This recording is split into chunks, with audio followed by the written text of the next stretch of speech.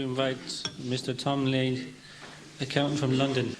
Prophets throughout the world and throughout the ages have stated have said that the purpose of man is to worship God. That's right.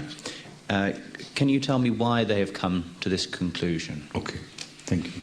Prophets from all ages, from all countries, are agreed on this one fundamental that man must worship God. The manner of worship is different, but the essence of worship remains the same. Subjugation to the will of God and to try to gain closeness upon Him through worship.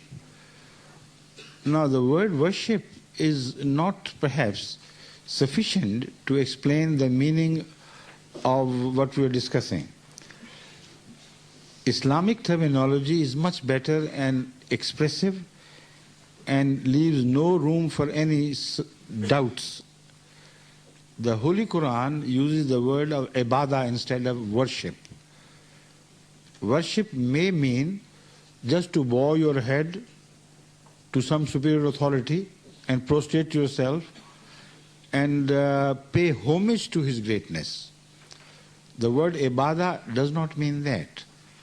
The word ibadah means that you become a perfect slave of God voluntarily, leaving nothing of your own desires against the will of God. So subjugate yourself and follow Him.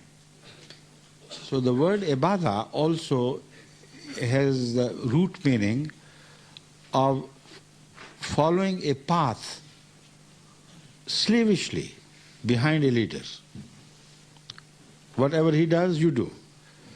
So the meaning of worship which transpires from this is simply this, that you try to imitate the way of God, the character of God.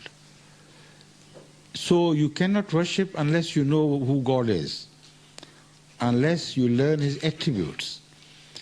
And when you learn His attributes and genuinely try to acquire them, then it is you who improve, it is not God who benefits. Because if you follow and imitate a perfect model, who would gain? You can't add to perfection anyway. Even if you reject him, it wouldn't hurt the model who is perfect.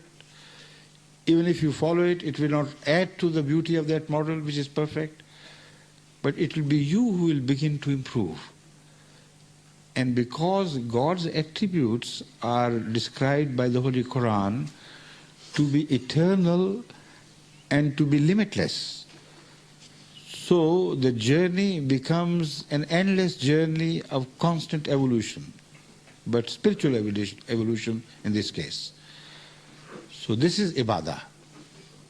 So that is why when we recite the holy Surah Fatiha in the prayer, in every rakat, in every part of the prayer, we are expected to concentrate on the meaning of the four fundamental attributes of God, which in fact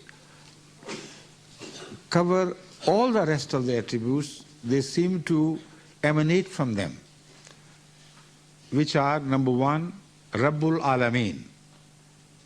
All praise be to Allah, who is the sustainer and provider of all the universes,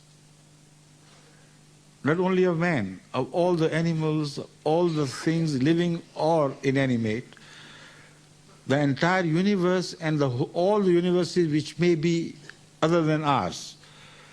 He it is who sustains them and provides them. Number two, Ar-Rahman. He is so gracious, so beneficent, that He gives you without your asking for it, without your begging. Now this is a fundamental attribute of God, because before we were born, we were provided for all our requirements of all ages of human development. As we vacate one area, make an exit from an era, not area, one era of human progress and enter the next, we find already the provisions being there to meet the requirements of our advanced scientific knowledge and know-how. The material is already there, which we had not recognized before. And there is no dearth of material to keep pace with human scientific development and advancement. This is the meaning of Rahman. Before a thing is conscious enough of its own requirements and begs to God for the provision of such things, God has already provided for everything which one may need. This is Rahman. The translation is, who gives without asking for it. And the second is Rahim, the third attribute which we mention in every prayer, in every rakat. Rahim means the one who continuously rewards you for all your labors, favorably so.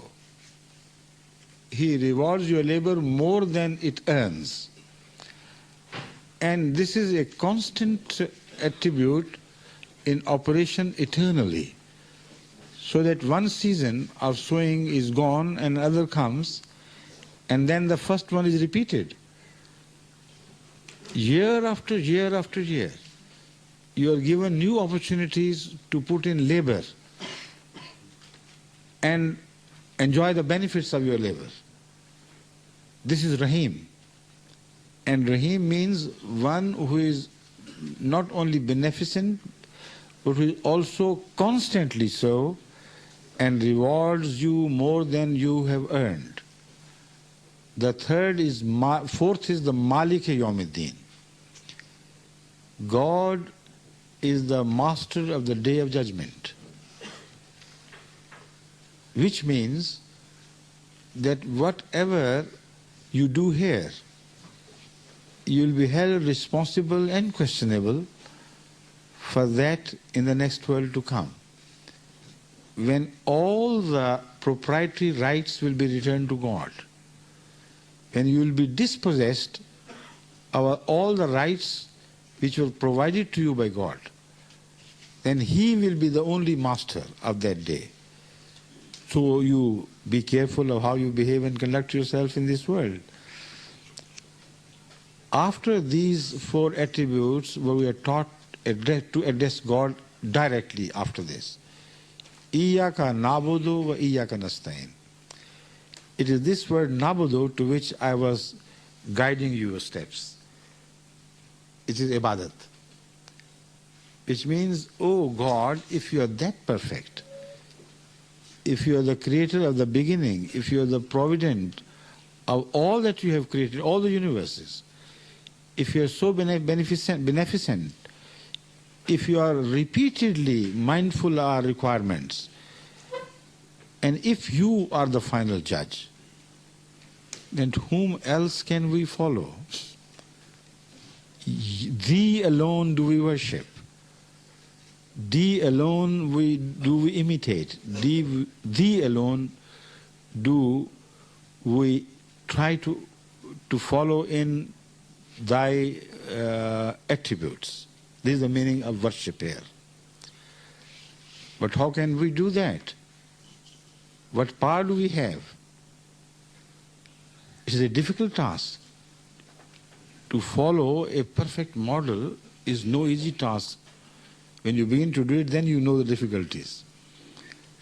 So the next part of the Surah Fatiha, verse of the Surah Fatiha, perfects this whole exercise by declaring or teaching man to pray, wa iyyaka nasta'in.